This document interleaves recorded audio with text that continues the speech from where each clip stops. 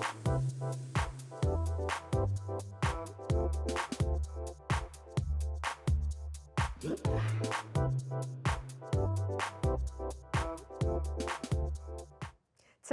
on The Local Live, Westchester County Police warn residents of suspicious packages and what to do if you receive one. Larchmont couple Audrey and Thibault Deckert of Street Art for Mankind bring historical murals to the village. We explore the One River School of Art and Design in Larchmont. And on tonight's roundtable, Better Angels tackles bipartisanship in a divided America.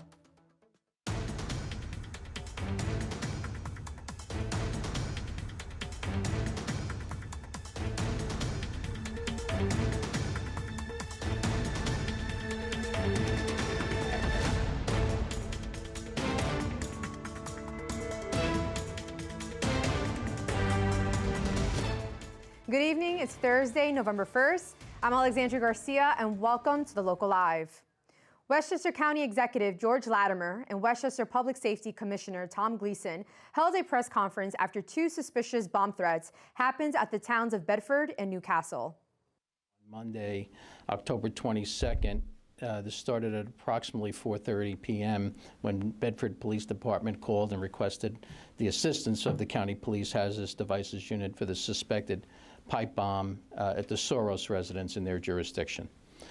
So our Hazardous Devices Unit responded, x-rayed the device, saw that it contained potentially, or could have possibly contained a hazardous substance, and they rendered it safe.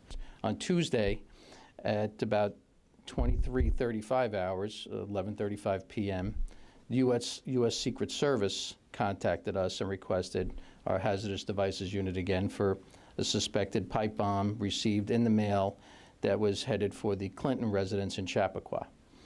So that package was intercepted, and again, our Hazardous Device Unit responded. They secured and dealt with that device, which appeared to be very, very similar to the one from the Soros incident the day before, secured it, and it was brought back and safeguarded with the County Police Hazardous Devices Unit as well. Both those devices were subsequently turned over to the FBI today, and the FBI is taking them along with the other devices that were recovered, and they're going to be bringing them down to Quantico, Virginia for further analysis and testing. There are no specific threats to county residents as we are aware at this time. We ask everybody to remain vigilant. We don't know if this is going to be something we will see again. It's particularly important in Westchester County because we are the home to many, many prominent people. You have leaders not just in government and in politics who reside here in this county or have business in this county. We have top corporate executives who live in this county. We have people in the entertainment field, prominent people that we see on television reside in this county, prominent sports players and so forth, and those in the music industry. All of those people in Westchester County we're tasked with protecting, and the high-profile individuals may have some protection of their own, but the protection that's provided through the law enforcement agencies, the county and the other ones, is provided to every resident of Westchester County. We want them to be assured that we understand what happened, what the potential threat was. For more information on how to identify suspicious packages or activities, visit www.westchestergov.com or call 911. Coyotes are back and some area residents are alarmed. The DEC advises not to feed coyotes or allow them to approach people or pets. If you see one, act aggressively. New York State does not allow trapping or shooting coyotes without a permit. You can visit the state DEC website on your screen now for more information. Area residents can contact their police department to report any sightings. The Federal Communications Commission further notice of proposed rulemaking on cable franchising was published in the Federal Register on October 15th. The proposed rule may put funding for local community access stations, including LMC TV, at risk. Currently, municipalities nationwide receive franchise fees from cable operators that are used to operate public, education, and government channels in their community. The FCC's proposal would allow for cable companies like Verizon and Optimum to make certain deductions from local franchising fees. A deduction in franchise fee funding could have an extreme financial effect on stations across the country. This could mean no more watching municipal meetings live from home, no more original programming from members in the community, no more community media centers. LMC TV is a member of the Alliance for Community Media, a national organization that advocates, promotes, and preserves the right to media in support of diverse community voices. For more information on the FCC's proposed rule and what you can do to weigh in, please visit www.allcommunitymedia.org. And now in tonight's roundtable, Maura Carlin explores bipartisan understanding with Better Angels.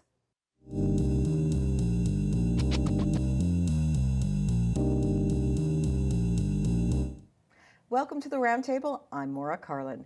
We're a few days before the midterm elections and just weeks before the holiday season, and many of us are wondering, how are we going to survive visits with family or friends across the political divide, or the other side of the political aisle? The United States remains quite polarized, reds against blues, conservatives versus progressives. One group is trying to bring people together, not necessarily to change their views, but to talk, to listen and respect, and it's called Better Angels. Our guests are two volunteers who organized a workshop last weekend in White Plains, Sarah Silver and Ken Freeman, and I'll let you figure out where each of them stand. But for full disclosure, about a year and a half ago, Sarah and I put together a small Better Angels workshop in White Plains. My role, besides organizing, at the event, I was maybe appropriately the reporter or the recorder of the events and the discussion of the participants, but I was not an actual participant. Now remember, you can participate in this discussion. Call, email, comment. The contact information's on your screen. So Sarah and Ken, let me turn to you. Thank you so much for joining us. You're welcome. And let's start with, just tell us what Better Angels really is. Better Angels is a ground-up citizens movement, bipartisan citizens movement that started soon after the 2016 national election. And its goal is to unify this country in these deeply polarizing times. And it does this through a series of scripted, moderated events, like workshops where we bring together an equal number of Republicans and Democrats. And there are some ground rules where people are encouraged to listen respectfully and speak respectfully. But the one thing we do not do is we do not expect anyone to change their political ideology. We hope to enlarge their understandings of who the other is through building, a common ground. And So Ken, if you're one of not our trying things. to change minds, what is unification? Okay. Unification is really, it's a process. In these workshops, by having each side listen to the other, and there's a carefully developed protocol for how we do this. The groups each get to know the other as individuals, as people, not just as somebody screaming on a cable news channel or whatever.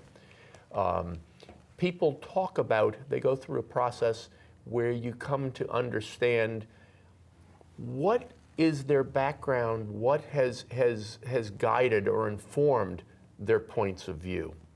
So you get a chance to know people. It's sort of interesting. I was reading an article the other day. Nancy Pelosi, the former Speaker of the House, who may become the next Speaker again, her daughter is a journalist for CNN, Alexandra Pelosi, and she said it's tough to hate people up close. Mm-hmm. And so we try to get people to interact as people, and hopefully in doing that, to find some common ground. Because the real end goal of all this is, how do we get red-blue alliances to work together? Because somehow we people, ordinary citizens, need to let the political class understand that we don't want all this divisiveness. We want people working together to develop solutions to problems. So can you describe what happens at a workshop? Well, the most recent workshop that we helped to organize was last Saturday. And after Ken and I spent many months recruiting, which is quite a challenge I know. We were very fortunate in having total parity, equal number of Republicans and an equal number of Democrats. And the moderators, as Ken said, are skilled and they are trained in facilitation. And the protocol that is used is very scripted. So there's a choreography around what happens in the workshop. People first get to introduce themselves, explain why they're there. Then they move into two groups where they talk about stereotypes about themselves that the other has, and the kernel of truth that there might be to that stereotype.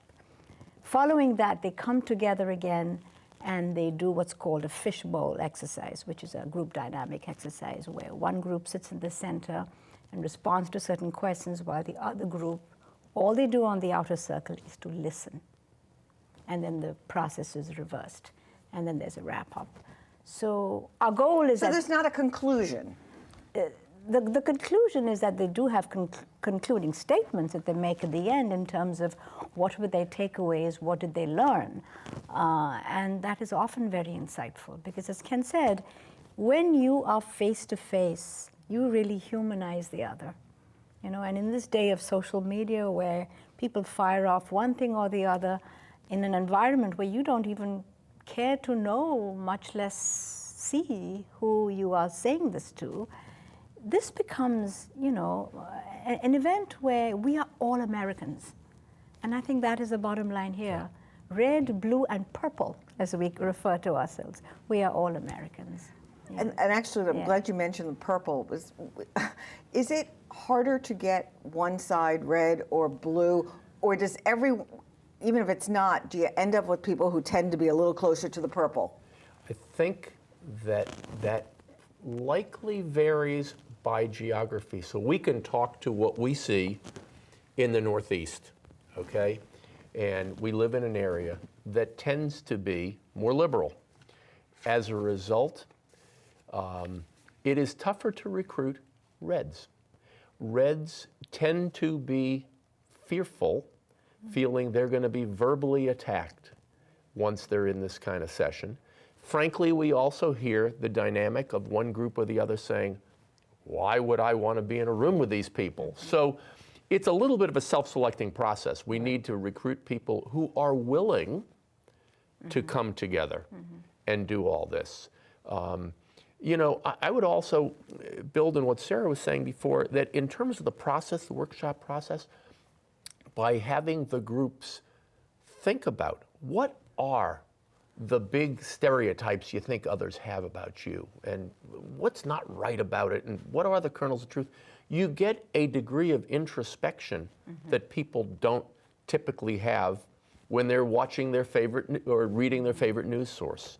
So it really does get people thinking about how are they perceived, And how they perceive and others. how they perceive others, what's behind them, and probably gets people a little bit thinking about, you know, there are reasons why they see us this way. So, you know, but I think that in this geography, you're going to get people, let's say, certainly on the red side, closer to the middle, whereas my guess is in other parts of the country, you may see the spectrum move from left to right as opposed to here from right to left. Okay. We're going to take a quick break, and when we come back, we will finish our discussion about Better Angels, or continue it.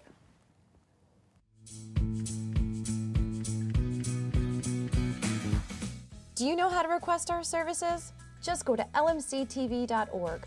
Under the service banner, click Forms. In our Forms section, you can apply to be a volunteer, learn about membership, learn about corporate underwriting, request a bulletin board, coverage, DVD dubs, equipment, and PSAs. It's all a click away at lmctv.org. Welcome back to the Roundtable. We're talking with two volunteer organizers from Better Angels about partisanship, bipartisanship, tribalism, and pulling people together. So I want to take it to current events. In the last, let's say, week and a half, we've seen the murder of two blacks in Kentucky, initially attempted at a church, a rash of mailed bombs to left side persona and a shooting rampage at a temple. How would these issues be discussed or handled at a Better Angels workshop?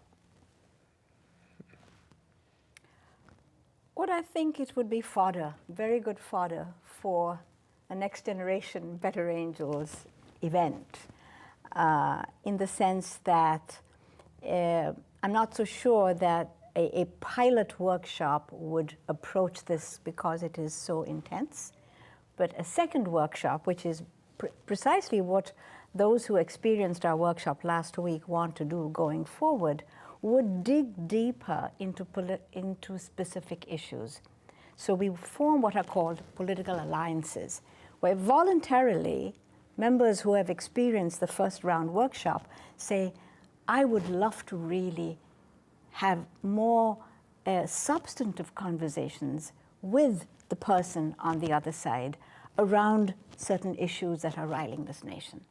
So, and we're seeing the genesis of some of this, because in the last 1 week since our workshop, there's at least a core of 4 or 5 people, equal numbers on the Democratic and the Republican side, that precisely want to do this. So these are called political alliances, where you dig deeper with a person from the other side and try to understand his or her point of view. You don't walk away saying, I don't believe you, but you walk away saying, I don't agree with you, but I can see why you feel that way. And are those moderated also? I'm not so sure. Those, I'm not I mean, sure. at this point, Yeah. we don't expect those to be Yeah. moderated. These are people that are quite knowledgeable on both sides, and I think can probably do a pretty good job of self-moderation. I think, with the moderation that did go on in the protocol, it was tightly enough crafted that they certainly didn't invite or expect a lot of discussion about those events. And in fact, I would hope that everybody on both sides has enough humanity that we would all look with horror at all three events. Let me ask you, given that you did this event and you know to some extent the people, do you think that they looked at it that way? Because I don't know whether nationally it's looked upon that way. I would say because people who come to a Better Angels workshop tend to be self-selected and have an interest to start with, I would say that just about everybody in our workshop would have looked upon these events with horror. I absolutely agree. I mean, it's interesting. The Blues would acknowledge, look, there are extremists on the left. There's a group called Antifa. The extremists on the right would say, look, there are hateful people, there are alt-right or neo-Nazi or this or that. But my God, those are fringes. And I'm not sure we're ever going to be able to influence those fringes, but the vast majority of the people are far more reasonable. If, regardless of what side you're on, people's goals and objectives in life are really common. They are shared. People want opportunity, economic opportunity, education for their children, quality health care, et cetera. People care about others who are less fortunate. The differences tend to be strategic ones. How do you achieve those things?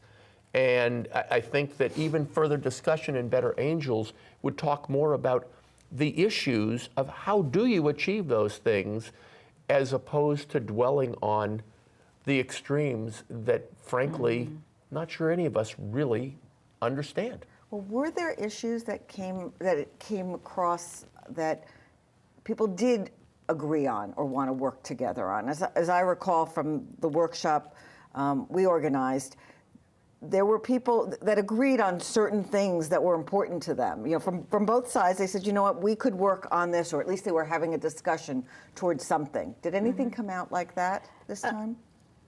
I'm not so sure it was largely represented, but I do remember listening to folks on the red side who said that they were troubled by some of the national policies of this administration that left those with real need without a safety net.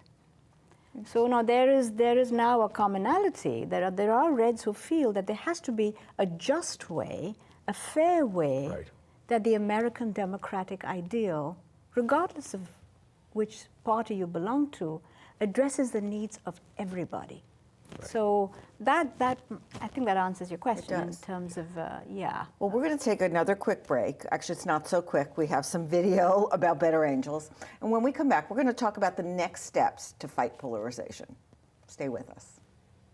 Better Angels is a national grassroots citizens movement dedicated to 3 principles. Number 1, the rancor, the divisiveness, the hatred of others who disagree with you, the hyperpartisanship is a trend that has gone way too far in this country, and we need to put a stop to it right now. The second one is that despite our disagreements, our robust disagreements, and we're not trying to get people to change their minds here or convert to the other party, but despite those disagreements, there is some common ground. And for our posterity and for our sake of our democracy, we need to find that common ground right now. The third principle is that we can create a space in our lives, in our society, beginning with us as individuals and the groups we're a part of, and ultimately with our government. We can create a kind of depolarized zone, okay, where the divisiveness and rancor is outside that zone. We're operating within that zone in this different kind of way that is not so polarized and filled with rancor. And that building that zone of depolarization is crucial for our country, and we need to do it right now.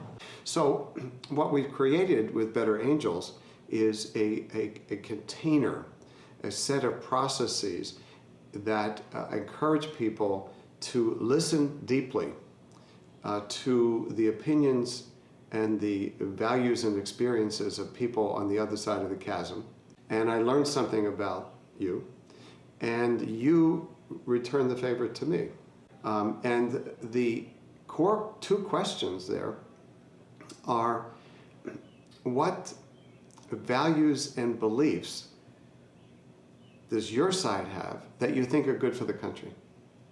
Values, policies, and beliefs. Your side, good for the country. And then the second question, what reservations or concerns do you have about your own side? Welcome back. We're talking with Better Angels about a movement to get people to talk with each other. I don't know if the right word is talk, dialogue, but to listen more than anything. I want to shift to the younger generation and kids, teens. Many schools and summer camps and just places where you have children doing activities ask them not to discuss politics in any way, shape, or form. And I'm perhaps it's because the adults don't know how to handle it themselves, or they don't know how to handle the children doing it. Mm-hmm. But do you see this as a problem, and how do we, if a problem, how do we fix it? You know, Better Angels does see that at least as an issue that it's interested in pursuing and tackling. My hypothesis is that the schools want to avoid political discussion because the students come from homes with different points of view, and that's the baggage they're bringing in. But as a kind of a first attempt at this, I'm actually giving a presentation on Election Day to 340 middle school students about the elections, what's taken place in the last few weeks, and Better Angels. And you might want to videotape it so people can watch it. All right, I'm not sure if that's going to happen, but but in addition to that, there is an effort to get Better Angels workshops on college campuses. You know, young people generally form their points of view and attitudes that stay with them for many years, oftentimes during the high school and the college years. And so there is a great deal of interest in how do we get students, particularly at the college level, to listen and communicate more respectfully. In fact, there's a group from Better Angels that will be working with and speaking with a group from the Woodrow Wilson Graduate School at Princeton University, I believe on November 9th, I believe. So after the election, but talking about this very issue and how to get more activity on the college campuses. Okay, we have a viewer question. Did you want to add something? Yes, that I would even go so far as to say that there is interest on the part of high schools around our nation, that we hone a methodology that we can begin to embed some of the principles and the competencies learned through Better Angels workshops in the context of U.S. history, civic engagement, and embedded into the curriculum. Presently, I am in conversation with what are called the Red, Blue, and White Schools of Connecticut. Red, Blue, and White Schools of Connecticut, who have been flagged by the governor of Connecticut as flagship schools where civic engagement becomes front and center. So I think this becomes a nice avenue for Better Angels to penetrate and begin to have a real impact on education. Okay, so it is something Yeah. that is being considered. Yeah. We have a question from a viewer. I'm going to read it to you. Is the two-party system in place since America was founded going to survive? My guess is the two-party system will survive or largely survive, and at the same time, it's probably big part of the problem. I'm a business person by background, so I'm used to business strategy terms. In the world of politics, I would say there are huge barriers to entry. It's difficult to run for office without huge financial support from the party. And so it is a system that almost self-perpetuates itself, which is what makes the activities of Better Angels so much more important, because that system inherently, as the money has increased, has pushed people further and further apart. And somehow we need to get citizens to recognize where they have common ground and work together and convince the political class that they need to do the same thing. So do you see things improving, worsening? Do you have hope, I guess is what I'm really asking you. So everything that I have heard, either through Better Angels discussions as well as political analysis, is that things are going to get worse before they get better. We have not hit rock bottom.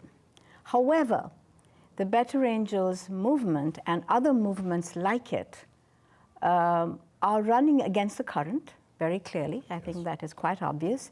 But we are beginning to see this movement, in spite of the current, all across the country. From California, we have members in Alaska. We have members in Florida. We have members in Hawaii. So this is just very interesting that despite the current trend and the wave towards tribalism and echo chambers, there is really a thirst in the nation to mitigate the polarization, and that I don't think this movement is going to stop. I think it's going to continue to build momentum, and we will have the lift that we need because more and more people are in fact seeing the need for this. So, Any advice for those uncomfortable Thanksgiving tables? yes. Yes. Actually, Better Angels, in addition to these Red Blue workshops we've discussed, actually conducts skills workshops as well.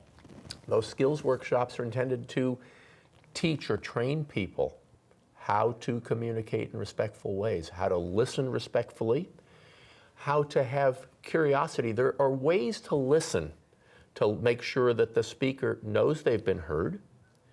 There are ways to ask questions so that the person sees you have genuine curiosity, not gotcha questions, but questions to understand where that person is coming from. There's training in terms of when might those conversations be more effective? When perhaps should you avoid them?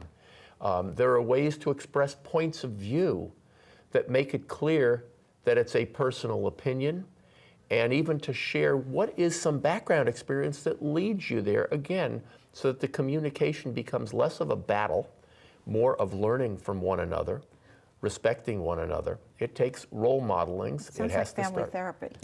You know, the skills discipline for these workshops actually was developed by a marital therapist. And my wife, who has been a moderator both for skills workshop and a Red Blue workshop, is a therapist and does a lot of couples work. Okay, there we are. Not a surprise. We are running out of time, but I want to give you the opportunity to tell people who might want to learn more about Better Angels or get involved with Better Angels, where they go and what they do. Well, we have the website, which is www.better-angels.org. Please, Don't forget the hyphen. yes, very important. There's a wealth of information. And actually, to Ken's previous point about how to have these conversations during the holidays, there's an entire scripted guidance around that. Yes. And all this is for public consumption at no cost. So please read up about us. Please take advantage of the materials, use them to your advantage, and again, become a member. I do have to say that because it's just $10 for the year, and you are getting way more than $10 worth of value in terms of. And I like yes, the slogan you used on your flyer, let's get America to relate again. to relate again. Yes. Yes. Thank you for joining us, Sarah and Ken. Thank you. And you, stay tuned. We'll be back with more of the Local Live in a moment.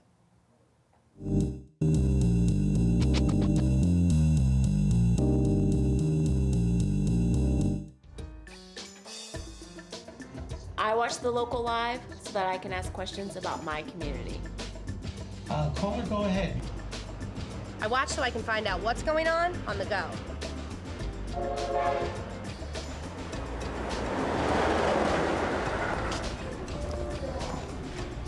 Because I catch up at any time, from anywhere, and see any show.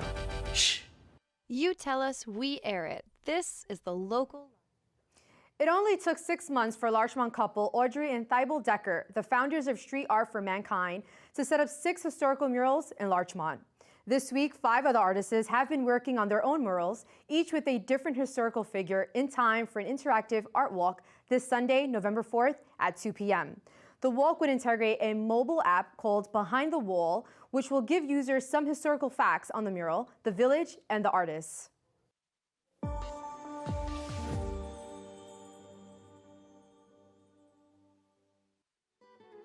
Street Art for Mankind is a nonprofit organization that aims to stop child trafficking through the power of art.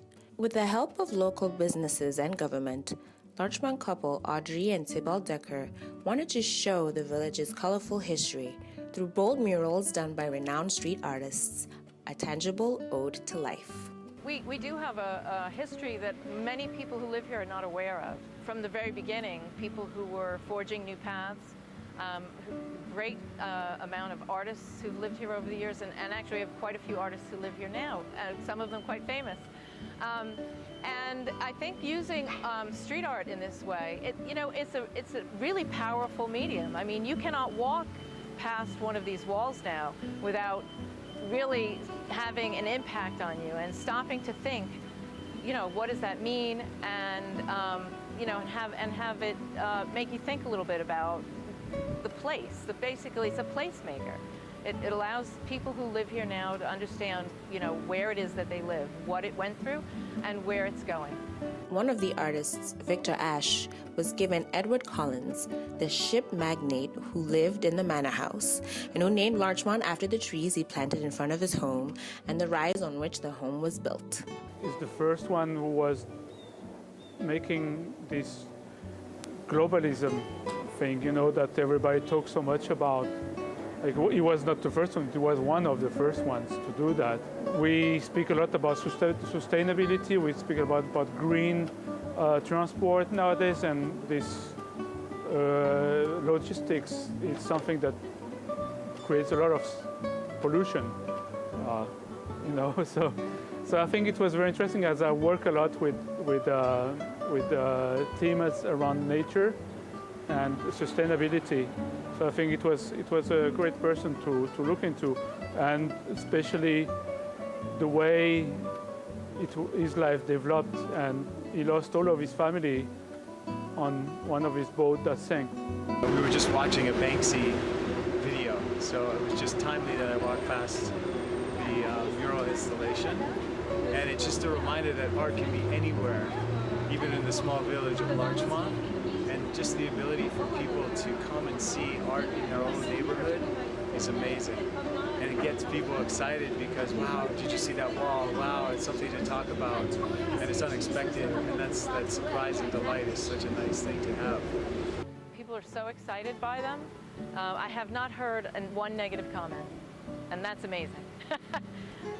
The 6 murals will be shown off during an interactive art walk held by Street Art for Mankind on Sunday, November 4th. For The Local Live, I'm Sibylla Chipaziwa.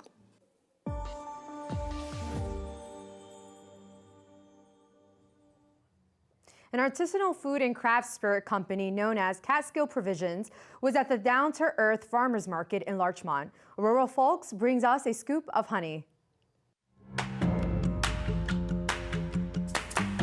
We are Catskill Provisions. We're a honey company over in the Western Catskills.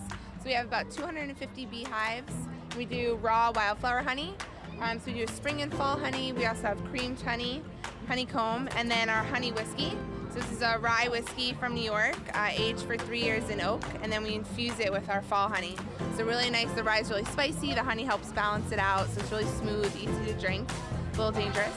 And then we work with local producers upstate for all the other products. So we have apple cider vinegar, non-GMO sweetened with our honey, little herbs as well, and then maple syrup from Sullivan County, pancake mix from up in Ithaca, New York, really fresh flour, and then ketchup that's just sweetened with honey. So no refined sugar, no preservatives. Well, I mean, I like composting. We are very sustainable in our practices with beekeeping. So, we don't use any antibiotics. We don't use any chemicals. We are really, we work with farmers that don't use any of those things as well. So we're trying to be as natural as possible. So composting, I think, is just another layer of that, and totally support that. This is raw honeycomb. It's just basically cut right out of the frame instead of having the honey extracted.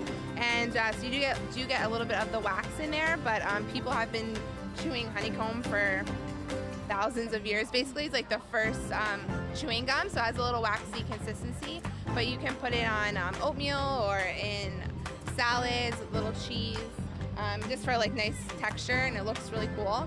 Very, very nice. Well, thank you so much for your time, and I look forward to sampling your honey as well. Thank you.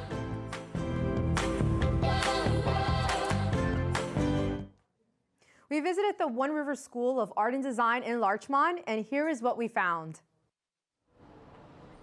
Hello and welcome to the Art Rocks event here at One River School of Larchmont. My name is Esteban, I'm the assistant director here, and we're super excited to get started. There's people coming in, they're doing an art project. It's sort of a group art project you can see through the window behind us. The kids are really excited. It really gives everyone the opportunity to sort of see the space, see what we do here, gives them a 45-minute preview so that they can get excited about some of the classes we have. We just came out of summer camp, so it's that whole energy coming from summer back to school, and some people may be looking forward to it, some people may not be, but when you come to class, it's great. The One River School in Larchmont celebrated back-to-school season by hosting an Art Rocks event. Kids worked together to create a mural and work on art projects. Families had the opportunity to try out free workshops, meet the staff, and tour the facilities. We are so excited to be hosting our Art Rocks event today. It's a fall open house for back to school for all our classes, and I invite everyone down either for the event today, or if you can't make it today, no worries. We have all our classes that have started already for the fall, and we have classes after school, Monday through Thursday. We have classes on Saturday all day, anything from pre-K classes all the way up through adults. I like to do art. I like to get messy, and it's really fun to get messy. And my sister went here when I was doing something else, so I couldn't do it. So now I'm excited to get a chance so that I can do it too. And basically what we're excited about is starting this new fall, hoping we get a lot of new people coming in and interested. And I actually think that we really do have really high quality programming for kids, for adults. We use really great supplies and materials for kids and for adults. And we're just here trying to get some people come in to have some fun. Since its February opening, One River has become home to over 200 members and has served over 500 summer campers. You can start your art journey today and join the One River family at 2081 Boston. And here's what's happening around town. The Fuller Center for Housing is holding a walk for homes in Larchmont on Sunday, November 4th from 1 to 5 p.m. The kickoff will be at St. Augustine's Church, 18 Cherry Avenue. For more information, email Jim Killeran at jim@fullercenternewyork.org.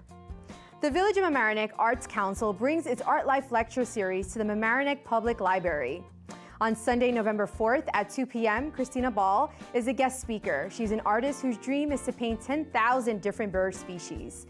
Visit www.mamaronecklibrary.org for more information. This month for Sedona Tap House Stakeout for charity, LMC TV is the cause. Every Monday night starting November 5th, enjoy an 8-ounce Black Angus flat iron steak for only $6. $1 will be donated to your community media center. Thank you, Sedona Tap House. LMC TV is happy to be partnering with you yet again. The Westchester Polar Plunge is back on Saturday, November 17th at Glen Island Park, New Rochelle.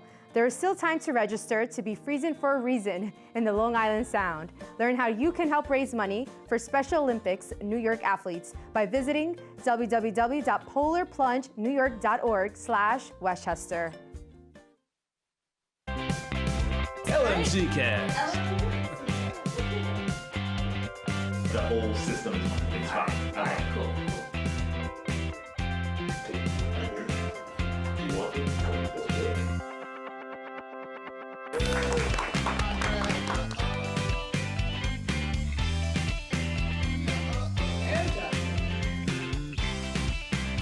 I definitely would recommend doing podcasts if you are someone that likes to get something off the chest, or you want to just talk about anything in the world that just might interest you. Podcast here at LMC TV is amazing. I hope you're listening out there.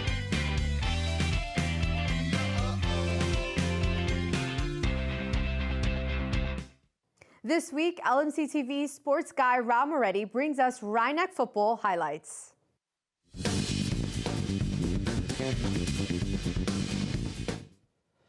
Welcome back to The Local Live. I'm Rob Moretti. This past week, the Rhinebeck Black Hats hosted Edgemont in their regular season finale. Separated by just a game in the Independent League standings, this matchup would also determine which team gets to play in the inaugural Independence Bowl. After a stormy Saturday, the game was moved to a Monday night at Harrison High School, so let's head out there. First quarter, it's Edgemont's Anthony Langjulie spinning out of a tackle and ripping off a big gain down the sideline, a 35-yard run that sets up the Panthers with 1st and goal. Now 3rd and goal from the 3, Langjulie lines up at quarterback and pushes through the pile to put the Panthers up 7-0 after the PAT. But the Black Hats would respond immediately. 1st and 10, sophomore QB Evan Falco unleashes a bomb for Ryan Ramos. He takes off down the sideline and is pushed out after gaining 42 yards on the play. Just a couple of plays later, Ramos sent in motion, gets the pitch, reads the blockers perfectly, and pushes for the last yards he needs to find the end zone, tying the game at 7-all after Rhinebeck's extra point. Second quarter now, Edgemont driving with the ball just shy of the goal line. Kirk Gianleonardo sneaks through for the score, and a successful PAT gives the Panthers a 14-7 lead. The defenses would be on lockdown until the 4th quarter. Here, Falco finds Matt Quartararo on a slant route. He breaks one tackle and another and goes all the way for a 40-yard touchdown catch. But why tie when you can win? The Black Hats elect to go for 2 with 8 minutes still left to play. Falco scrambles right, decides to take it himself, and it's ruled to be good. Was his knee down before he crossed the goal line? You be the judge, but there's no replay in high school, so it counts. 15-14 Black Hats. On the ensuing possession, Langjulie takes the handoff, but is met immediately and loses the football. Black Hats recover, and they're all set up.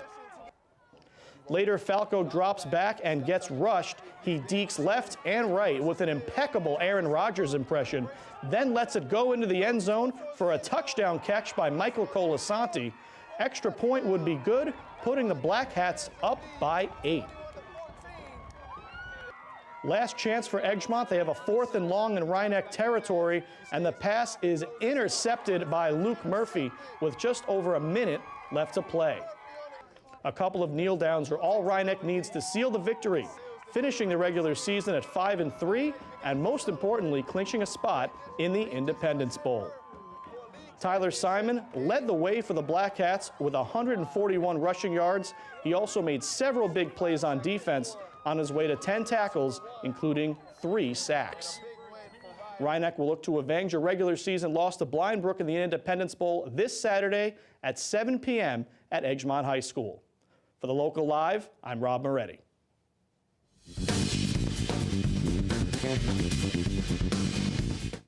The fundraising drive around a mural in our town center studio continues. We plan to use the funds towards a production van, which will give LMC TV the ability to broadcast community events live on location and more. Thank you to all who have donated. The mural is still missing some pieces. Individuals as well as groups can help by visiting lmctv.org/communitymural. We would like to thank local artist Jamie Lynn at Made, an art studio in Mamaroneck, for creating a beautiful community mural. Place your piece in this mural by contributing to LMC TV, the community connection that brings you local board meetings, varsity sports, and your local news. Please contribute to this community mural by going to our website and clicking on Donate. Each contributor will be listed next to the mural when it is complete. We value your appreciation of what we do. Become a single donor or as a group, go to lmctv.org. The only piece missing is you. Tonight, a vigil was held in Larchmont to pay respects to the lives lost to recent violence in the country, including the synagogue shooting in Pittsburgh that left 11 dead last weekend. We love hearing from our viewers. Please send all emails, comments, inquiries, news tips, pictures, and videos to locallive@lmctv.org. Remember, if you missed Thursday's live broadcast, you can catch replays of the Local Live twice a day on this channel and find story clips on our YouTube channel. Be sure to also follow us on Facebook, where we stream live every Thursday night, and keep an eye out for some unique content. One more thing, don't forget to turn your clocks back 1 hour on Saturday night as daylight savings time comes to an end on Sunday. Thank you for watching The Local Live. I'm Alexandra Garcia, and we'll see you next week. Have a good night.